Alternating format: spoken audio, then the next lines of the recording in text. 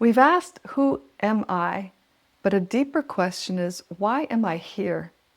In this episode, Bhakti offers an answer that reframes existence itself, using Bhakti's metaphysical analysis about the nature of reality and consciousness, with a specific focus on why the world exists and why I am. Eastern thinkers answered these perennial questions from a perspective that viewed spirit or consciousness as primary. They understood that consciousness was not a product of inert matter, but rather that inert matter was a product of consciousness. In other words, sentient beings come from sentient beings. Consciousness does not come from inert matter. On this premise, seers focused their inquiry on consciousness and thoroughly explored the inner world of the thinking, feeling self. Their meditative explorations revealed their self and superconsciousness, the divine originator of all finite atmas and the world.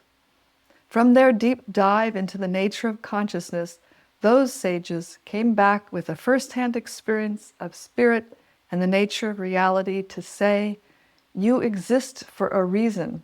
The world exists for a reason. There is meaning and we have a purpose. Self-realized souls experience life differently from us. However, we can verify the truth of their claims if we take up their scientific experiment. First, we need to adjust our perspective. We've lost sight of our essential nature and are governed by our everyday understanding of the world. Though we may not clearly articulate our views, our actions convey our convictions. Based on how we behave, we observe that this is our worldview. I exist to be happy. The world exists to make me happy. Things in this world can make me happy. And to this end, I must take from the environment and others to be happy. This view echoes much of the modern self-help and wellness culture, which often promotes fulfillment through personal achievement or material success.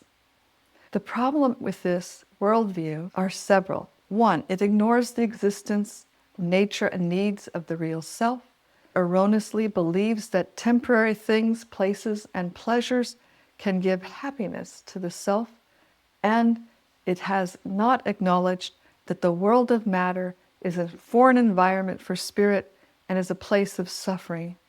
It ignores the interdependence of all life and that we are but a small part. It promotes meanness and selfishness.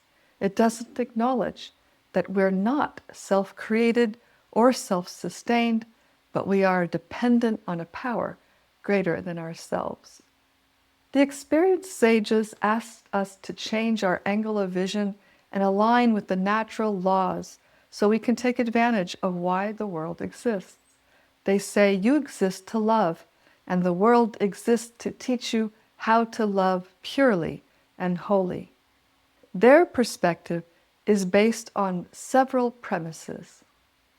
You are an extraordinary spiritual being.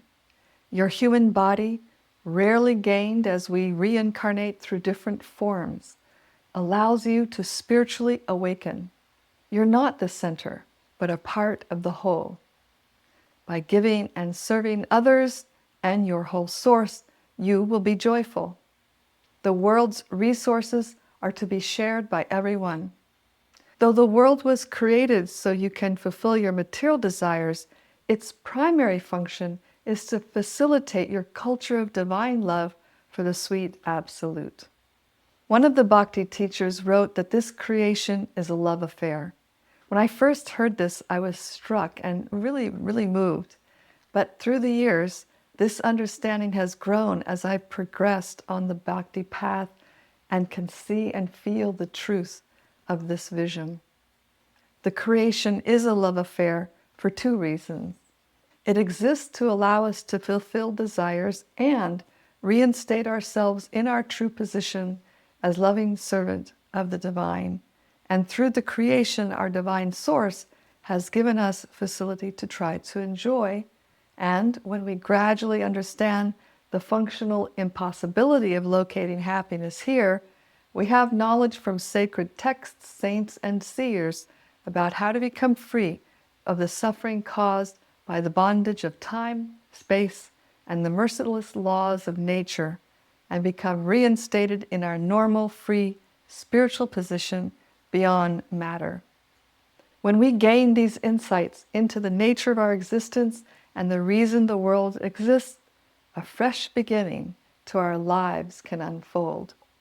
After Krishna educates us about the nature of the world in the Gita, he begins to explain his own position. He says, everything rests on him like pearls strung on an invisible thread. Nothing is equal to or greater than him. Nothing exists beyond him. There's no truth superior to him. He is the source of the impersonal one, the Paramatma sitting in the heart, all other manifestations of divinity, the material and spiritual worlds, and us, unlimited individual jivas. In other words, Krishna is the source of everything that exists and is the maintainer and controller of the universe. He also explains to Arjuna that he is the root cause of all causes, and those who link with him through bhakti attain liberation and freedom from all suffering, because he personally frees such an atma from the ropes of the gunas, time, and karma. By making the sweet absolute the object of all our actions, offerings, and austerities, the bhakta is freed from bondage and attains him.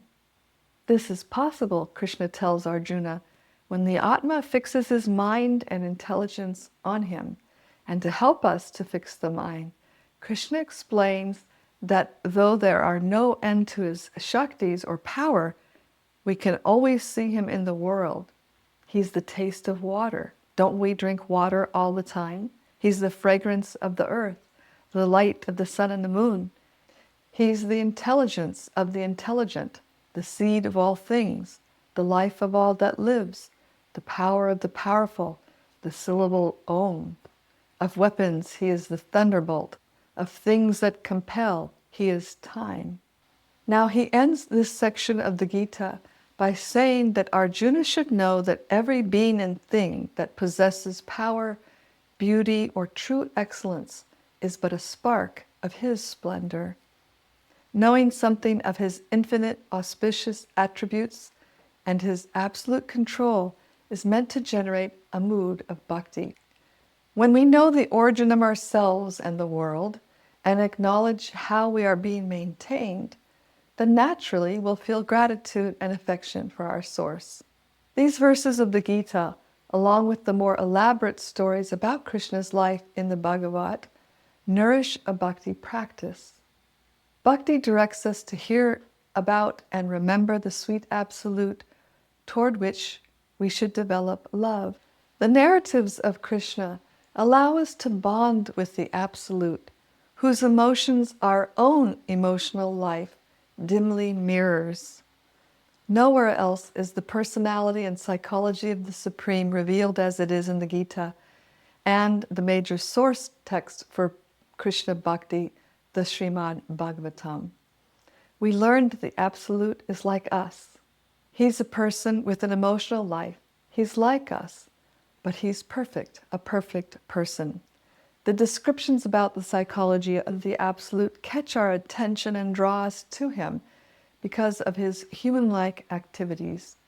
We know human emotions, and his emotions appear similar. We can relate to the variety of emotional expressions in those narrations as we identify with Krishna's human-like but not human feelings. A seed of love is planted in our hearts. As he continues to instruct Arjuna, Krishna explains that he can be known only by one who practices bhakti. To a person with a favorable devotional attitude, he dispels the darkness from within their hearts with the shining lamp of knowledge and brings them to him. With great affection, he assures Arjuna, who is his dear friend, that he personally looks after the material and spiritual welfare of those devoted to him. Further, he encourages us by explaining that he's easily pleased. We can simply offer a little fruit, a flower, or some water to him with love. He is not in need of anything, but is conquered by love. He's not interested in rituals or things. He wants our hearts, which means we're to offer ourselves. Krishna overlooks our faults, carries what we lack, and accepts us into his family when we offer him our love. In contrast, the other yoga paths, namely action yoga, knowledge yoga, or meditation yoga, karma, jnana, and dhyana, or astanga, are effort-based paths that must be performed exactly and perfectly by purified souls, otherwise the goal remains out of reach. But in Bhakti Yoga, the sweet Absolute personally picks us up and draws us close. He lifts us out of the world of suffering, confers on us a spiritual body and a place in his own abode. Bhakti is the path of grace. Krishna is always calling to us, and when we hear and respond, we can know that more help is on the way. A bhakti practice attunes us to our source with whom we have been disassociated with since beginningless time, and enlightens us just as a light bulb that is connected to a power source illuminates itself and everything around it. The relationship between the self and the Supreme Self is one of love. A bhakti practice enables us to journey beyond karma, time, and the gunas into freedom by developing divine love for the Supreme. After explaining everything about the laws and the nature of the Atma, the modes of material nature, and the various paths of liberation, he makes a final statement to Arjuna. He says, "Once more, hear my supreme word, the most secret of all. You are very loved by me, so all that I speak is for your good. Be mindful of me, devoted to me, bow to me. You will come to me alone. I promise you this truly, for I love you. Give up all duties, come to me alone for shelter. I shall free you from all evils, do not worry." Though filled with so much knowledge, the Gita's message is a message of love. It's a message imploring us to accept our divine friend's love and return it in kind. Day by day we can awaken to our real position and then forge a deep bond of love with the very form of beauty and truth, all attractive Krishna. The matter is in our hands. We have free will to act. When we see ourselves not as accidental beings, but as conscious souls placed in a world designed for love, everything changes. Bhakti gives us more than a philosophy. It offers a lens through which life becomes meaningful, relationships become sacred, and our own existence becomes a journey home. Our hearts begin to ask, not what can I get, but how can I love?